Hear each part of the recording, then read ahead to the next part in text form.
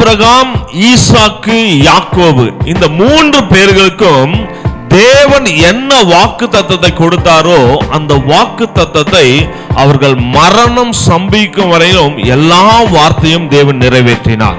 அதுல ஒரு வார்த்தை கூட தேவன் குறைவாய் வைக்கவில்லை. ஆபிரகாம், ஈசாக்கு, யாக்கோபு ஆசீர்வதிக்கப்படுவதற்கு, வாக்கு தத்தங்கள் நிறைவேற்றப்பட்டதற்கு காரணம் அதே சத்தத்துக்கு கீழ்ப்படிந்ததான ஆவி, தேவனுடைய சத்தத்துக்கு வார்த்தைக்கு கீழ்ப்படிந்ததான ஆவி அவர்களுடைய வாழ்க்கையில ஆசீர்வாதத்தை உண்டு பண்ணினது.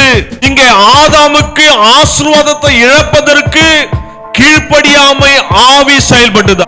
இதுல தெளிவா ஒரு விஷயம் தெரியுது, எந்த மனுஷனுக்கு கீழ்ப்படுகிறதான ஆவியும் கர்த்தருக்கு பயப்படுதான ஆவியா இருக்கிறதோ அவனை கர்த்தர் ஆசீர்வதிக்கிறார், அவனை கர்த்தர் உயர்த்துகிறார், அவனை கர்த்தர் மேன்மைப்படுத்துகிறார்.